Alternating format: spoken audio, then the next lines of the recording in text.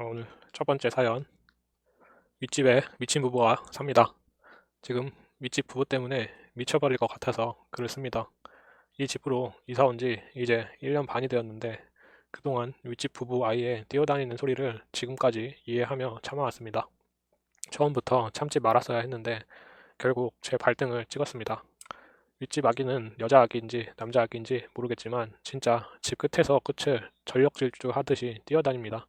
평소에는 저녁만 되면 뛰어다니고 지금도 미친 듯이 뛰어다니고 한심 있고 심한 날은 새벽 2시나 3시까지 뛰어다닙니다. 지금은 윗집에 쫓아 올라가려다가 남편이 윗집 가서 뭐라고 하기엔 이른 시간이라고 해서 10시가 되기까지 기다리고 있습니다. 진짜 이러다가 이웃 주민끼리 왜 살인이 나는지 너무나 이해가 되어가고 있습니다. 이게 현실만 아니면 벌써 어떻게 했을지도 모를 것 같고 너무 스트레스 받아서 다 죽여버리고 싶다는 생각만 듭니다. 지난달에 밤 10시쯤에 너무 뛰길래 참다가 올라갔더니 아이 아빠가 문을 한 10cm 열고는 하는 대답이라고는 죄송합니다, 미안합니다도 아닌 아, 네네, 예, 이러고 앉아 있습니다. 진짜 저 할머니가 뻔뻔하게 주말에만 온다느니 뭐 그런 말만 하니까 멘붕이 와서 문도 작게 열려 있겠다 멍 하다가 내려와 버렸습니다. 그러고서 코로나 때문에 잠잠하다가 이제 코로나 확진자가 줄어드니까 다시 딸부부가 놀러 온 건지 아이가 엄청 뛰어다닙니다. 지금 시간에는 제가 참는 게 맞을까요? 아니면 올라가서 말해야 될까요? 예, 저는 말하는 게 낫다고 봅니다. 남편은 아직 시간이 이르다고 합니다. 아기가 뛰는 건지 아이를 잡으면서 놀려고 어른이 뛰는 건지 뛰다가 한 번은 우리 집 바닥이 살짝 아주 살짝 흔들리는 느낌이 들도록 발만 충격이 우리 집 바닥으로 옵니다. 진짜 술도 한잔 안 했는데 이러다가 칼 들고 찾아갈 것 같습니다. 너무 화납니다. 네, 일단은 같이 미친년 하시면 됩니다. 뛰는 소리 들리자마자 올라가서 벨 누르고 뛰지 말게 하세요 라고 계속 하시면 아마 해결될 겁니다. 다음 사연. 간장 계란밥 삼시세끼 먹는 남편 사연입니다. 안녕하세요. 결혼 3년차 헌댁입니다. 제목 그대로 남편이 삼시세끼 간장 계란밥만 먹은 지 8개월이 넘었습니다. 일단은 제가 인터넷으로 유기농 청란을 구매했는데 그게 노른자가 진짜 고소하고 맛있어서 그걸로 노른자 장을 담궜습니다. 만화책에서 나오는 레시피가 해보고 싶어서 간장, 청주, 가스오부시, 채소 등등 넣고 끓인 다음에 계란 노른자만 넣고 담궈 놓는 건데 진짜 맛있긴 하더라고요. 계란 자체가 맛있어서 더 그랬는지 모르겠는데 아무튼 그걸 남편한테 해줬더니 진짜 엄청 맛있다고 그걸 맨날 달라고 하더라고요. 근데 그게 사실 조금 짜기도 하고 그것만 먹기에는 조금 질리잖아요. 그런데 그게 벌써 8개월째입니다.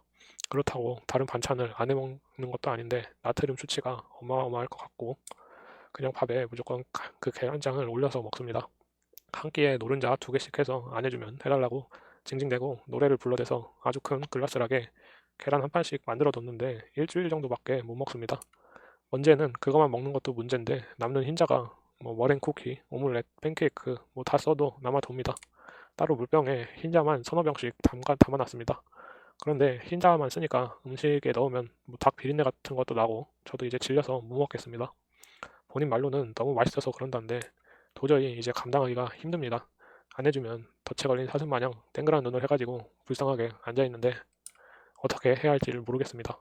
일단은 노른자를 하루에 6개씩 흰자도 없이 먹으면 고지혈증 걸립니다. 거기다가 흰 쌀밥이니 당뇨도 따라오니까 못 먹게 하시는 게 좋을 것 같습니다. 다음 사연. 신우이가 너무 싫습니다. 입사한 시어머니와 입사한 신우이 때문에 스트레스 받고 사는 8개월 차 신혼입니다. 오늘 신랑한테 이혼하자고 하니까 아니 헤어지자고 했습니다. 아직 혼인신고를 안 해서 헤어지는 거죠. 저번 주 월요일이 큰 신우이 생일이었습니다. 연애할 때 커피 기프티콘을 하나 보냈는데 시어머니가 이번 생일에도 선물 하나 하라 넌지시 말씀하시더라고요. 큰 신우는 뭐 챙기고 그런 스타일은 아닙니다. 결혼 선물도 생략했고요. 연애할 때 제가 생일 선물을 해도 제 생일은 그냥 넘어가더라고요. 그래서 생일 선물 생략하려고 했는데 시어머니 때문에 마지못해서 카카오에서 바디용품 세트를 하나 기프티콘으로 보냈습니다. 그리고 오늘은 제 생일이었는데 시어머니가 전화를 하셨습니다. 몸 관리 잘하고 잘 챙겨 먹으려고 하시면서 신우가 화가 많이 났다고 합니다. 내가 보낸 선물 때문에요. 저는 선물 보내고 오늘 생일인데 문자 하나 못 받아서요. 저 결혼 후에 첫 신우 생일인데 어떻게 중국산에 애들 장난감 같은 거 보냈다고 가격도 50% 세일하더라고요. 자기 무시하냐고. 카카오에 있는 선물 실물로 보고 사는 것도 아니고 저는 그냥 적당한 가격에 바디용품은 호불호 없이 쓰겠구나 싶어서 보냈습니다. 눈물이 핑 돌더라고요. 저도 서운하다고 오늘 내 생일인데 문자 하나 없었고 중국산인 거 알고 보낸 것도 아니고 선물은 마음인데 그걸 화내서 돌려보내는 건 예의가 아니라고 울었습니다. 신랑한테도 전화해서 막 화내면서 울었습니다. 그리고 전화 끊었는데 신우가 전화 왔길래 안 받았습니다. 그리고 또 시어머니한테 전화 왔는데 안 받았어요. 몇 분 후에 신우에게 톡이 왔습니다. 집안 분란 일으키지 말고 창피한 줄 알고 입 다물고 살라고 하네요. 그 톡 캡처해서 신랑 톡으로 쏘고 바로 헤어지자고 했습니다. 더 이상 이렇게 못 살겠다고 이리 치고 저리 치고 내가 축구공도 아니고 중국산이 창피한 거냐고 생일 선물 고맙다고 수술하고 짐 싸서 나간다고 했습니다. 너무 울고 눈도 붓고 심신이 지칩니다. 퇴근한 신랑과 깊게 대화를 나눴고 자기 누나가 미친년이니 상종 안 하고 살면 된다고 합니다. 하지만 시엄마는 부모이니 1년에 서너 번 생신과 명절 때만 찾아뵙는 걸로 하자고 합니다. 둘 사이 문제가 아닌데 왜 우리가 헤어지냐고 방패막이 똑바로 안 대주면 나도 할 말 다 할 거라고 그럼 시어머니 뒷목 잡을 거고 이혼이라고 했습니다. 네, 잘하셨습니다. 뭐 안 되면 이혼해야지 어쩔 수 없습니다.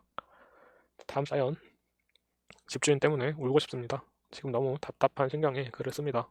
저와 남편은 재작년 사업에 크게 실패하고 빚을 많이 진 상태에서 작년에 지금 살고 있는 월세집으로 이사를 들어왔습니다.